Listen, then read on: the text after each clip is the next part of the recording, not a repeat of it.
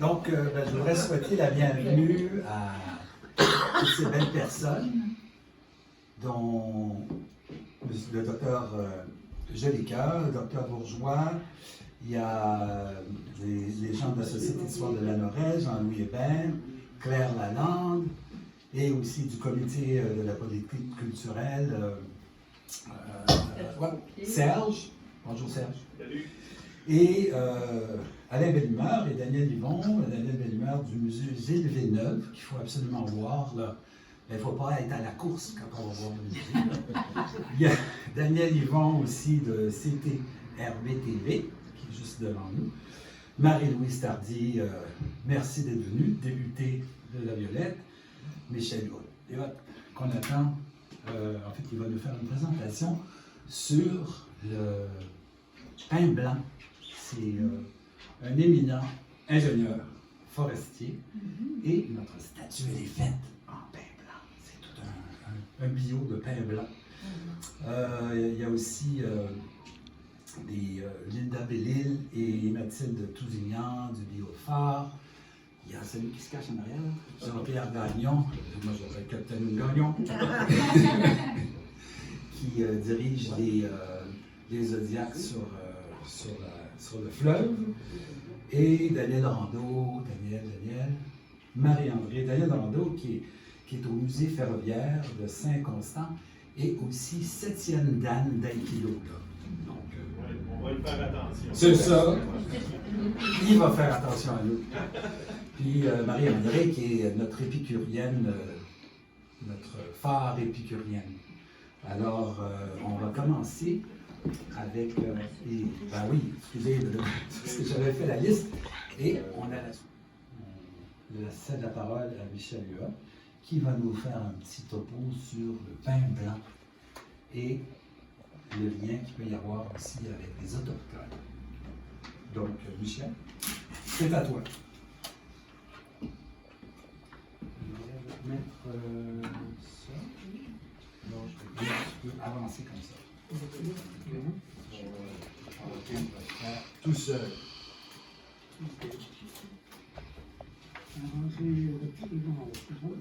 Non, c'est ça.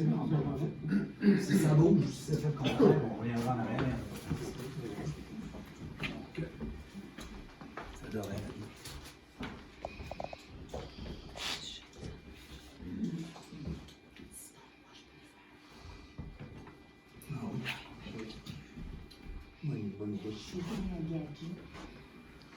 Bonjour tout le monde. Alors, merci Isabelle et Alexandre pour l'invitation de venir vous rencontrer, vous parler un peu du pain blanc.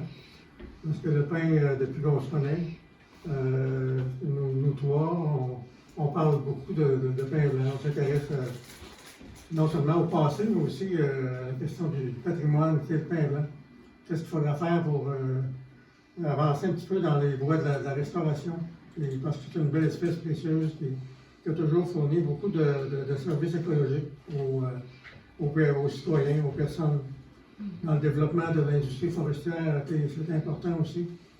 Alors, la présentation que je veux faire, c'est pas tellement long. Il s'agit surtout à vous donner une image qu'on ne voit pas souvent. Pourquoi les Autochtones ont vraiment eu de l'admiration pour cet arbre-là? Quelles sont les raisons de ça? Et encore aujourd'hui, il y a des communautés autochtones qui s'intéressent beaucoup à l'aménagement durable de cette espèce-là. Alors, en gros, on va voir un peu pourquoi c'est comme ça. Alors, c'est sûr que le pin blanc, c'est un gros arbre. On l'a vu tantôt, il y avait, pour ceux qui étaient déjà ici, dans la vidéo qui était présentée, on a vu un gros pin blanc à un moment donné avec l'animateur du vidéo, des gros arbres vraiment d'1 mètre de diamètre, des arbres surprenants. Alors, cet arbre-là, cette espèce forestière-là, c'est un symbole de paix. Alors, on va voir un peu pourquoi c'est les Premières Nations. Alors, j'ai travaillé au ministère des Forêts, de la faune et des parcs, mais je ne suis plus. J'ai travaillé comme ingénieur forestier là, mais je ne suis plus membre maintenant de l'Ordre des ingénieurs forestiers. Alors, je suis toujours intéressé par quand même les questions forestières, je fais des révisions, tout ça, mais je ne suis plus ingénieur forestier ou membre de l'Ordre.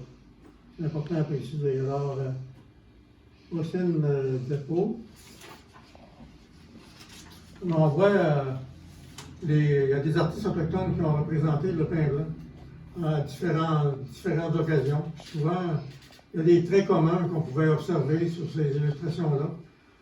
D'abord, sur le haut de l'arbre, souvent, on ne le voit pas beaucoup sur cette image-là, mais sur l'original, on le voyait. Là. Il y a un aigle à tête blanche, le pigargue à tête blanche. Alors souvent, c'est un symbole qui évoque l'esprit chez les Autochtones. La bienveillance aussi. Donc, on se fiait que le pigargue allait avoir un œil bienveillant sur la communauté. Alors, les racines, aussi, on voit des choses symboliques. Ah, on est rendu. Est-ce que c'est correct non. que je monte celle-là? Non, non. Non? Non. J'ai rien de OK. C'est ça, les deux représentations, c'est deux artistes différents. Le pin blanc était considéré comme un arbre de paix par les Iroquois. On va voir dans la diapositive suivante un peu pourquoi. Mais dans d'autres lieux, aussi le même pin blanc a été représenté, ça ressemble beaucoup à l'autre. On voulait le montrer comme l'arbre du monde. Un arbre important, un arbre de lumière, un arbre de vie. Alors, il y a quelques photos aussi qui nous montrent un peu un travail récent qu'on a fait dans la micropinette ici, à la Norée. On a essayé de déterminer un peu son histoire. Alors, en examinant des cernes de croissance sur une souche de pin récemment abattue, on essayait de déterminer aussi sa structure d'âge, pas sa structure d'âge, mais sa structure de diamètre, la distribution diamétrale des tiges. Puis l'état de santé de ces pins-là aussi, pour savoir s'il y a quelque chose à faire avec. Alors, la prochaine diapo, si vous voulez. Alors, on voit le pin blanc, c'est le seul pin au Québec qui est à 5 aiguilles. Mais il y a des pins blancs aussi dans l'ouest nord-américain. C'est une autre espèce, c'est pas Pinus strobus, mais c'est des espèces à 5 aiguilles aussi, qui ont leurs caractéristiques. Alors pourquoi les Autochtones ont trouvé ça intriguant, c'est que le pin à 5 aiguilles représentait très bien les 5 nations iroquoises. C'est pour ça que les Iroquois ont vraiment eu de l'admiration pour ce pin-là. C'est l'habitat, comme je disais, qui est l'habitat de nidification, puis aussi ça sert de perchoir. Le pigargue à tête blanche, souvent près des lacs ou des cours d'eau ou du fleuve aussi, du fleuve Saint-Laurent. Il a besoin d'avoir une vision assez lointaine de la nourriture qui est possible. Alors, le pigargue était vu aussi comme un esprit bienveillant par les Premières Nations. L'autre chose aussi qu'on peut en dire, c'est que c'est une espèce assez résiliente. C'est un arbre de vie, de paix. Les Autochtones auront remarqué que souvent, des fois, l'espèce était associée au feu pour sa régénération. L'espèce, des fois, par sa hauteur, pouvait attirer la foudre. Alors, c'est un autre trait qui faisait que les Autochtones admiraient un peu cette espèce-là. On voit aussi qu'il peut s'accommoder de sites très, très pauvres, dans des endroits très rocheux. Le pin blanc réussit à s'installer, à s'établir et à survivre là-dessus.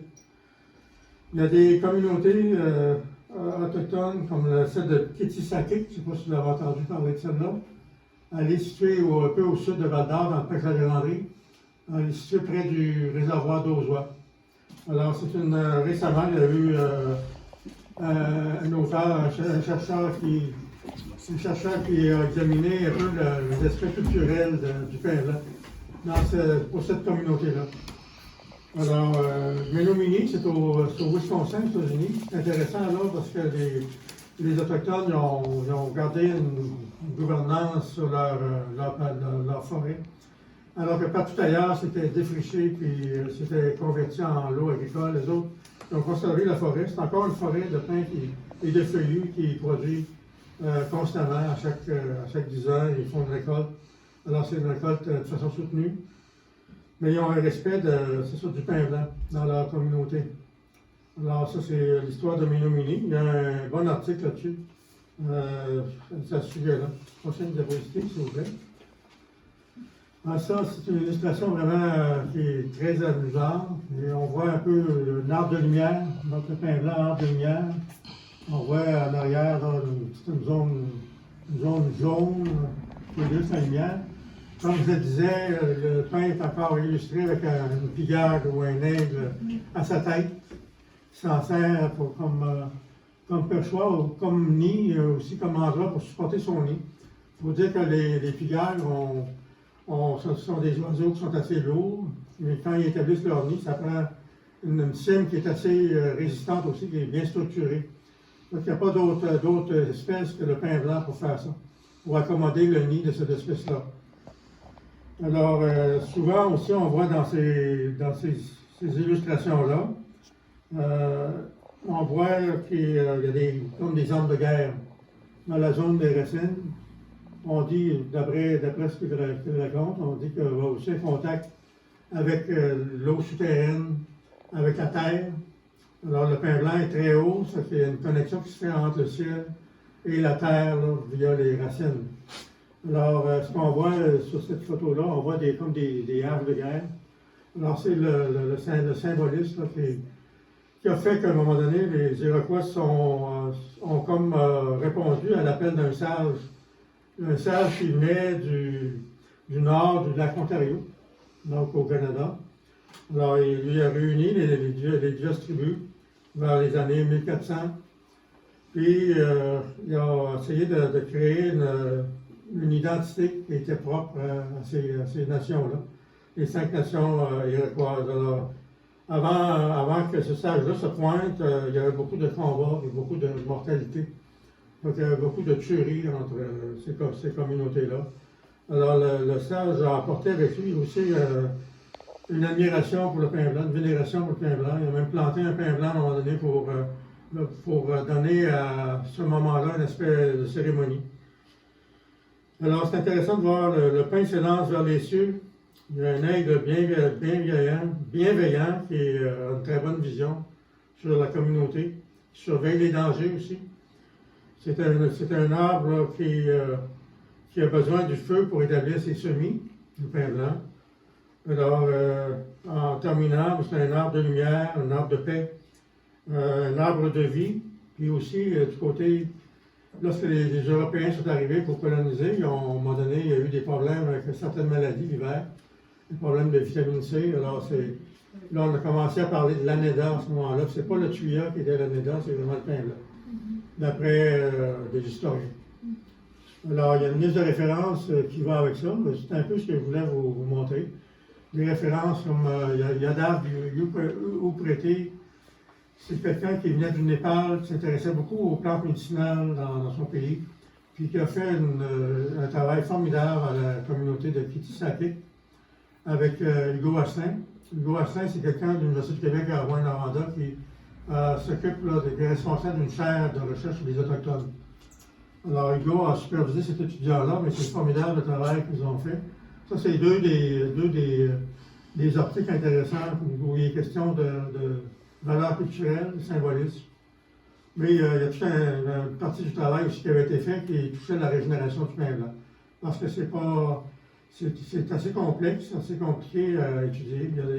Il y a des menaces aussi qui, à un moment donné, sont arrivées par rapport à la survie du pain blanc. Au début du siècle, dans les années 1910, il y a une maladie qui est arrivée d'Asie.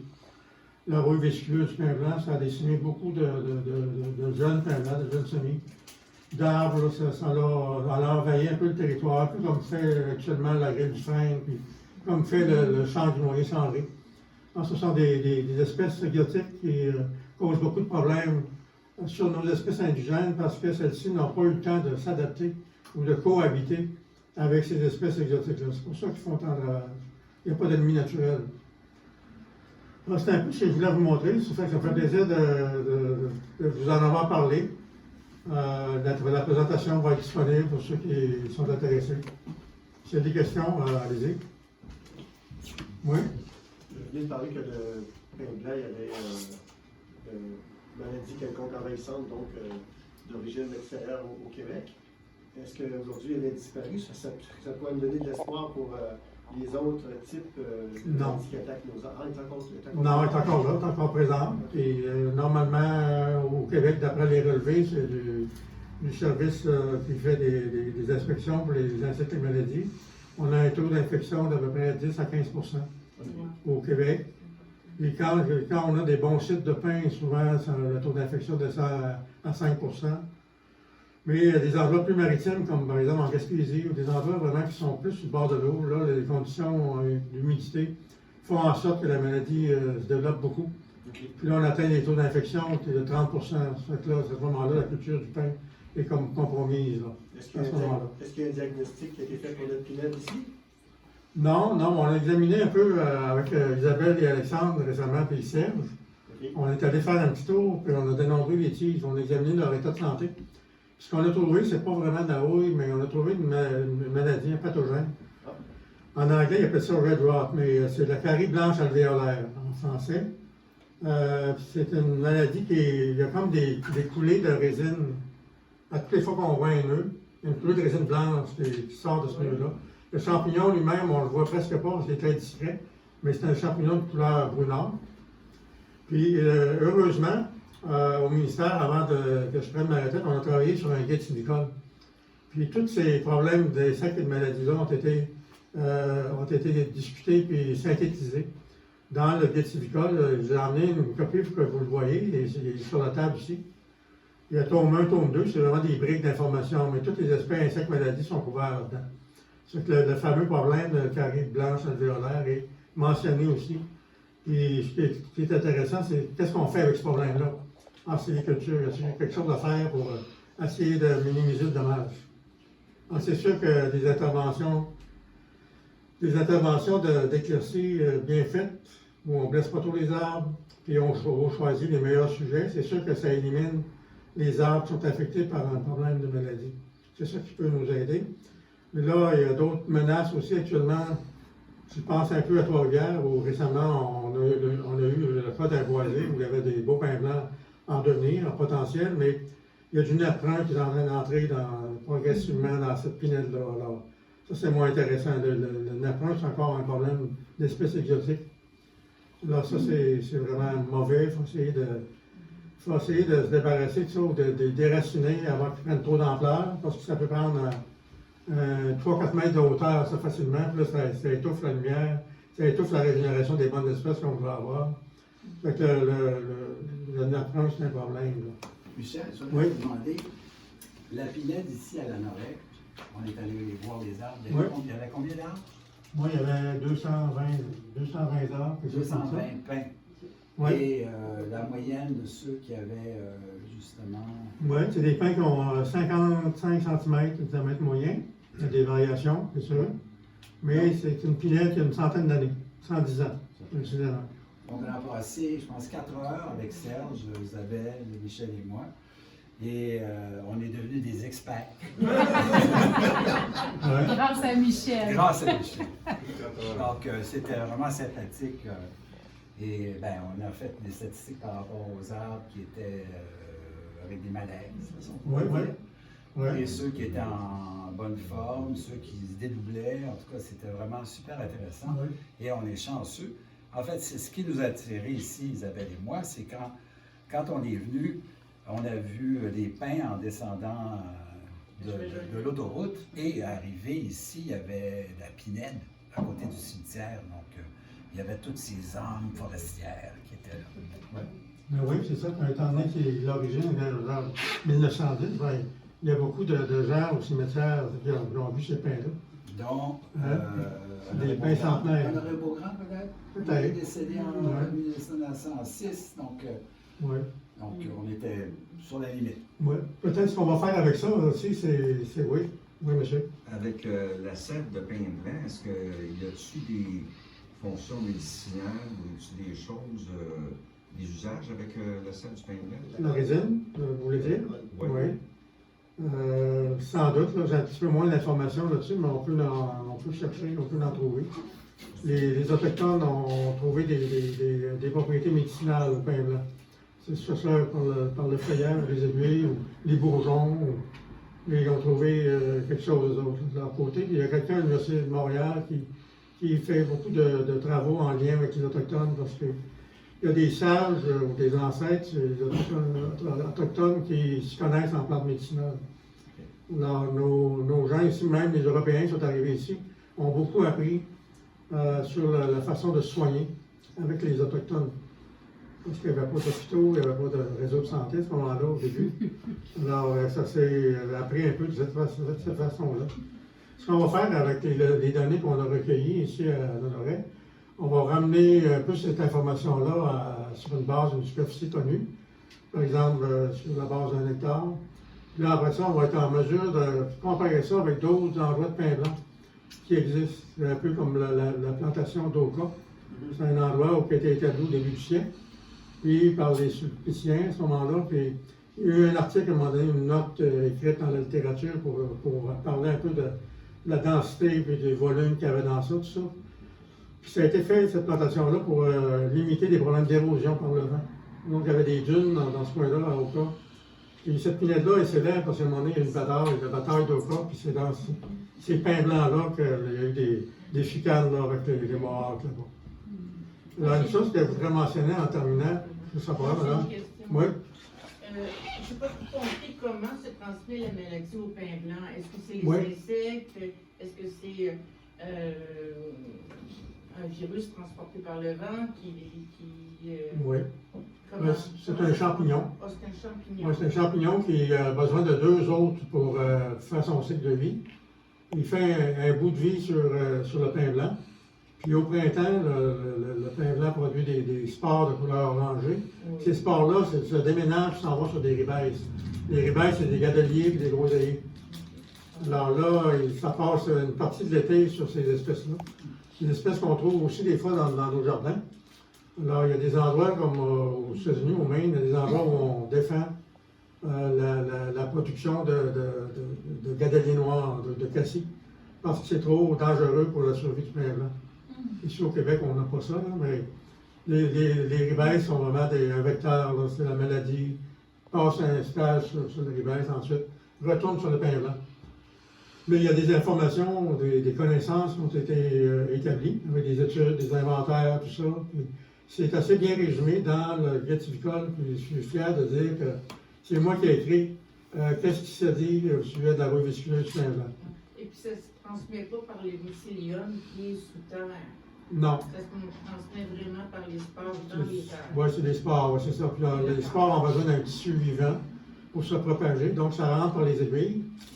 Puis ça se propage après ça par la branche en allant vers le tronc.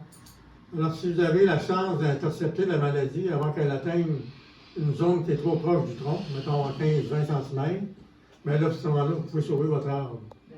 Et la maladie, vraiment, lorsqu'elle atteint le tronc, l'arbre est considéré à ce moment-là attaqué fatalement, donc il va mourir. Une question de temps. Et plus l'arbre est jeune ou en état de semis, plus il disparaît rapidement.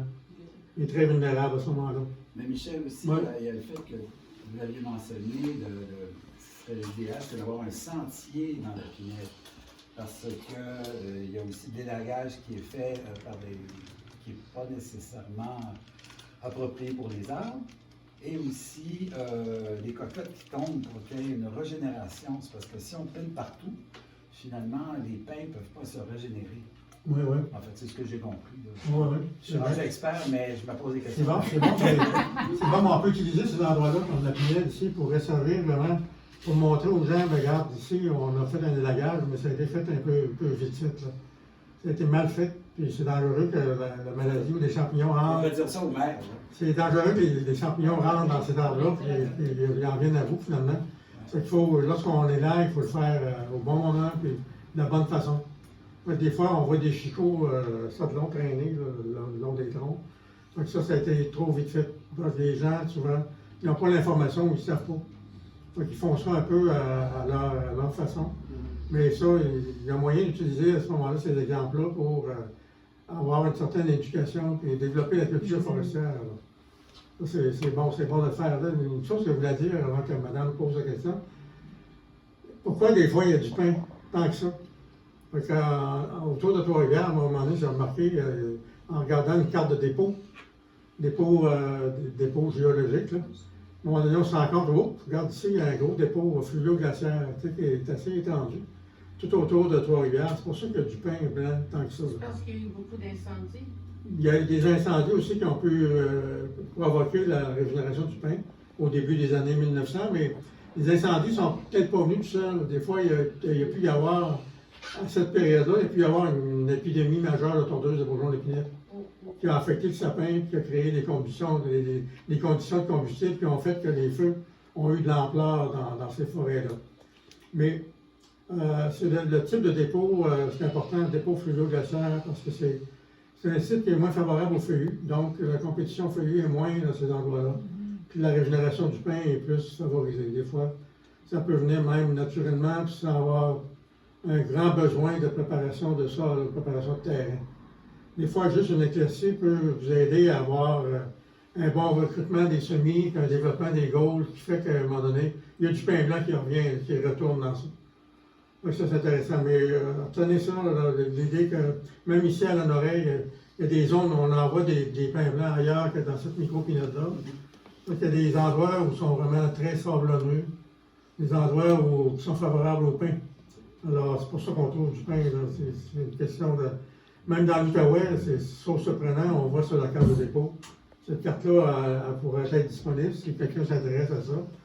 En Outaouais, il y a des zones de roc, de dépôts rocheux.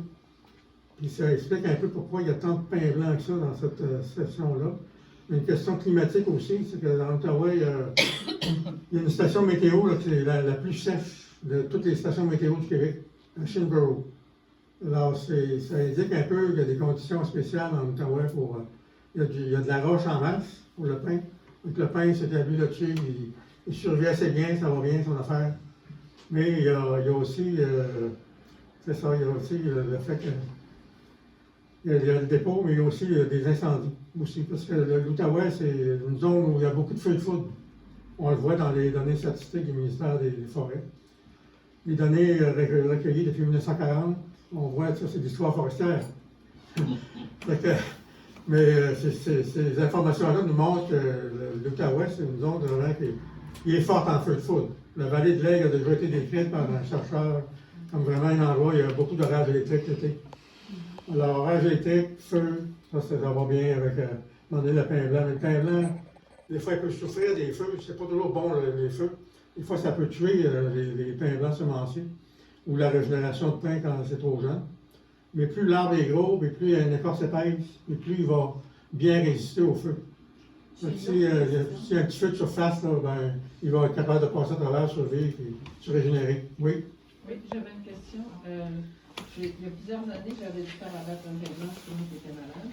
Et puis à ce moment-là, on avait dit oui, comme les gadelles, mais aussi les mûres et les framboises. Est-ce qu'effectivement, il y aurait un lien aussi de cette transmission avec les mûriers et les framboisiers? Non, pas vraiment, non. Non, c'est vraiment avec les gadeliers et groseilliers. Donc j'ai enlevé tout ça. Mais les framboisiers, par contre, peuvent causer beaucoup de problèmes. Oui, c'est ça. Les framboisiers vont causer beaucoup de compétition aux jeunes semis. Ce qui fait que même le sapin a de la difficulté quand il y a trop de framboisiers. Ça prend un peu de chevreuil dans ce temps-là pour en manger un peu, là, pour essayer de réduire la compétition de framboisiers. Et moi, je voulais savoir, Oui. au sujet des racines des pins blancs, vous dites que ça pousse sur les rochers surtout, mais habituellement, les racines des arbres sont presque aussi profondes que la grandeur de l'arbre. Mais ça veut dire que le pin, ses racines sont surtout en surface. Oui, effectivement, il y a des racines principales à un moment donné qui trouvent des fissures dans la roche, qui finissent par trouver le chemin vers des zones où il y a de l'humidité, où il y a de l'eau. Mais normalement, dans un sol, même dans un sol agricole, les racines ne vont pas si profond que ça parce qu'ils ont besoin d'oxygène pour survivre. Okay. Ils ont besoin d'oxygène et de nutriments. Ça fait qu'à un moment donné, quand c'est trop profond, là, il n'y a plus d'oxygène, il n'y a plus de grands minéraux non plus. Là. C'est comme un lessivage qui se fait. Puis, ce qui fait que c'est dans les premiers mètres de sol là, que le pain va établir ses racines. Plus bas que ça, peut-être que le pain gris, peut-être qu'il le fait, je ne sais pas. Mais, ça répond à votre question? Oui, ça doit être pour ça que les pins doivent avoir tendance à tomber facilement parce que étant donné qu'ils sont tellement hauts, que les racines sont beaucoup en surface, les arbres, leur équilibre est précaire. Donc, ils peuvent Oui. tomber facilement. Oui, vous avez raison. En fait, Avec les vents. il y a eu cet été, à un moment donné, ce qu'ils ont appelé en météo, ils ont appelé ça un déréco, dans la partie ouest de la province. Il y a beaucoup d'arbres qui ont tombé. Là. On voit encore les dommages que ça a causé. Il y a beaucoup d'arbres renversés. C'est pas aussi pire que la tempête Fiona dans le maritime, en Nouvelle-Écosse, entre autres. Je suis allé là récemment, puis vraiment, il y a des bouleversements de forêt. Là. Beaucoup d'arbres tombés. C'est comme un gros méli-mélo. C'est très difficile d'aller récupérer ces arbres-là par la suite, parce qu'ils sont trop en désordre. Wow. Alors, mais c'est des perturbations naturelles qui existent, et de temps en temps, qui viennent chercher des individus faibles ou des arbres faibles ou malades. Mais ça accroche les arbres sains aussi. À l'époque, les arbres qui sont hauts, il faut toujours penser que les arbres qui sont très hauts prennent plus dans l'effet du vent. Ils sont plus susceptibles au chablis. Donc, les grands pins blancs, ils peuvent être affectés par des chablis. En fait, il y en a eu un. En 2016, en juillet 2016, il y en a eu un en Outaouais, au Témiscamingue, un chablis qui a affecté du jour au lendemain 25 000 hectares en Ontario, 25 000 hectares au Québec. Oh my God. Avec de part et d'autre, c'est beaucoup de superficie les arbres ont tombé à terre. Ça, ils ne pouvaient pas résister. Oui. Fait que si vous permettez, je te vole le micro, Oui, Michel. Oui,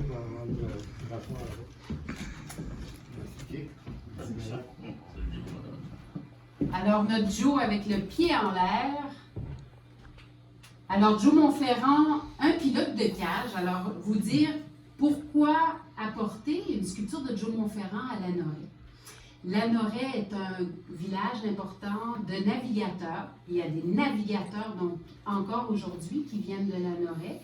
Et pour nous, ça devenait, ça fait sens. C'est naturel. Le fleuve est vraiment on sent le fleuve quand on arrive à Lanoraie. Et oui, Joe Monferrand était connu comme étant un légendaire bûcheron, mais dans les chantiers, il a fait sa marque de contremaître. Il est devenu maître de cage, évidemment cageux, mais maître de cage. Donc, c'était pas tout le monde qui devenait maître de cage. C'est un peu une hiérarchie. Hein. Donc, sur les fameuses cages, les fameux trains de bois, Joe Monferrand pouvait piloter, je vous dirais, guider, diriger 80 à 100 cageux sur les trains de bois.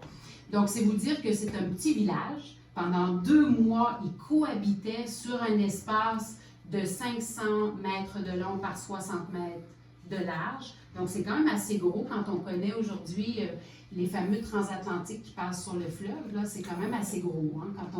Même aujourd'hui, un train de bois, on s'arrêterait près du rivage pour l'observer. Donc, vous dire que la sculpture, c'est Josh Dagg qui l'a fait. Donc, un artiste qui vient du Haut-Outaouais, qui sculpte le pain blanc depuis plusieurs années. On l'a suivi, on le connaît bien. Et je vais vous dire, il arrive un peu au sommet de son art pour arriver à faire une sculpture d'un personnage humain. Excuse-moi Isabelle, avec une scie mécanique. En fait, il y a vraiment différentes grosseurs de scie mécanique et d'une habileté. Ouais. Donc, c'est lui qu'on voit au centre. Donc, il est parti d'un tronc. Et vous voyez à droite, vraiment, il a commencé à dégrossir la sculpture. Donc, le deuxième élément, Joe Monferrand est né en 1802. Il est décédé en 1864. Donc, vous donnez un peu l'époque où il a vécu. L'époque politique, donc 4 ans après, quand il y avait ce petit bout de chou avec 4 ans, on parle du blocus de Napoléon, 1806. Il va y avoir le premier train de bois qui va être mis à l'eau qui s'appelle le Colombo. Si vous voyez la sculpture en avant de la maison où on voit le fameux Colombo 1806, c'est rattaché au premier train de bois mis à l'eau par Philemon Wright en Outaouais pour aller jusqu'à Québec. Et donc, Lanoraie est vraiment un lieu de passage incontournable. Toutes les cages vont passer à la hauteur de Lanoraie. Donc, dans le contexte politique, il faut comprendre que Joe va être au cœur d'une époque très troublée avec la guerre des Patriotes. Donc, on va retrouver souvent la ceinture fléchée quand on illustre Joe Monferrand. Donc, ça, c'est un élément important. Quand vous regardez à droite, près de Capitaine Gagnon, à l'eau. Vous allez voir une gravure qui est publiée dans le livre de Jules Verne. Vous voyez un personnage avec le chapeau phrygien qui est rouge, mais c'est vraiment un chapeau typiquement des patriotes avec la ceinture fléchée. Et donc, Joe Monferrand va connaître cette époque-là et ça va être un héros populaire, des chants, on va créer des légendes, des histoires autour de Joe. Son premier exploit remonte à l'âge de 16 ans. Mais le patriotisme, c'est à coups de bras, hein, c'est à coups de muscles à l'époque. Donc, Joe Monferrand, une de ses marques de commerce, c'est mettre son pied au plafond. Et donc, dans la Maison des Cageux, on a sa marque. Peut-être est-ce une légende, mais en tout cas, son pied il est assez grand. Hein. C'est un personnage qui avait 6 pieds 4, donc c'est un molosse. Et donc, on va voir aujourd'hui une sculpture qui est grandeur nature. Donc, ça représente notre colosse de Joe Monferrand. Donc, on est... moi, je serais prête à te donner la parole, Alexandre. Je voudrais souligner qu'Alexandre va nous partager un poème sur Joe Monferrand. Et Alexandre, on a eu la heureuse surprise. Il a été récipiendaire d'un prix avec la MRC de Daupré, un prix littéraire, donc le premier prix de poésie. Et aujourd'hui, il va nous livrer un deuxième, c'est pas le même poème qui a reçu le prix, mais il va nous faire découvrir un poème sur Joe Monferrand. Donc, Joe Monferrand l'a inspiré. Ce que je propose, c'est qu'il y a 6 strophes. Je lirai la première et la 6e. Et j'aimerais, à haute voix, là, on n'a pas besoin de micro, que j'ai 4 personnes qui pourraient en lire des petites strophes. Oui, bon, on va donner la deuxième.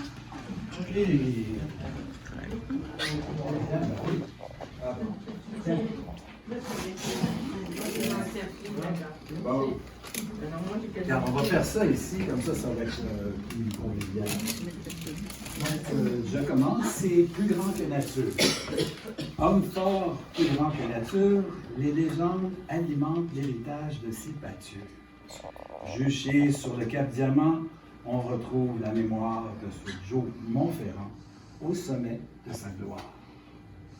Et le deuxième. Revenu de son exode, ce mythique géant de Rhodes et de ces Ulysses auxquels le peuple veut s'identifier sont le flambeau de notre fierté. Protecteur, maître pilote de cage, homme de roi, Joe nous fait encore vibrer de par ses exploits, de l'Outaouais à la Noret, en descendant vers Québec. Lieu d'arrivée qui devient la Mecque du bois équarri en attente du départ, glorifiant le tissu social de son étendard.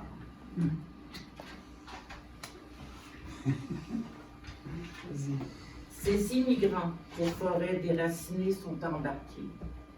De navires en construction sont transformés, parcourant les océans au-delà des 7 mers, touchant à jamais de nouvelles frontières. Joe Monferrand est la toile de fond, faisant le lien avec cette mondialisation, devient l'ancrage de notre histoire, représentant de tout espoir. Joe Monferrand, royal et vaillant, est ce symbole phare nous enracinant dans un pays où tout semble possible et défriche à ce jour les rives de l'impossible.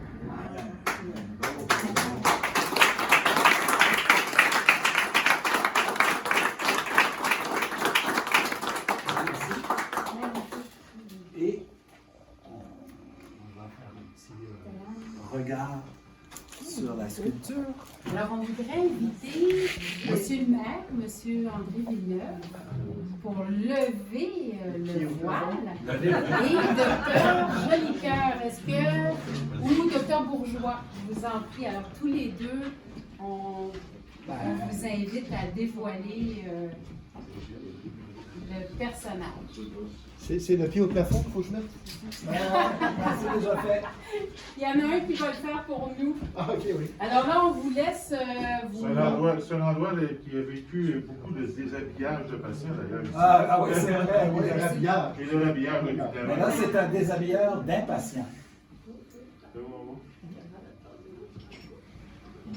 C'est correct? Est-ce qu'on est prêt? Oui!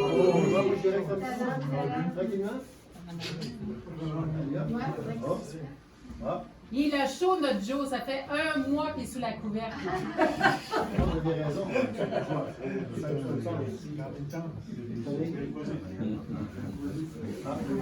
C'est pas si facile de déshabiller, hein? Oh!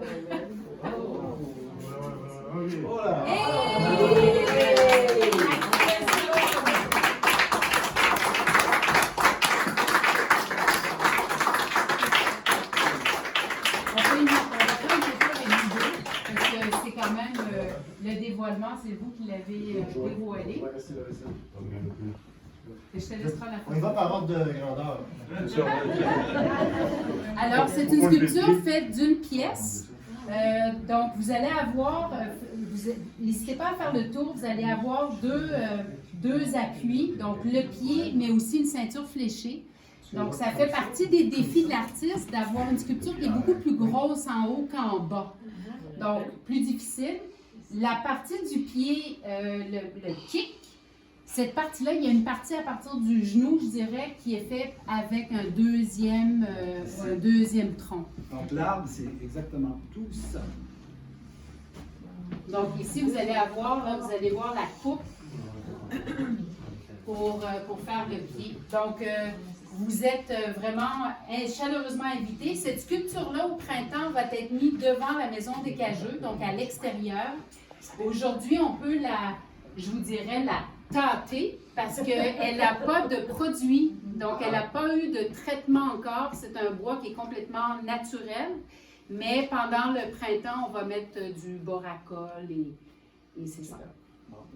En fait, elle a eu Oui, l'honneur on de veut. pouvoir le tâter pendant un Mais mois. oui, oui. Ouais, mais je suis assez content qu'il y Il a ait des d'autres monde qui le beaux tape maintenant. muscles. Ah, tu parlais d'Alexandre? Mais oui. Alors, merci beaucoup d'avoir pris ce moment pour...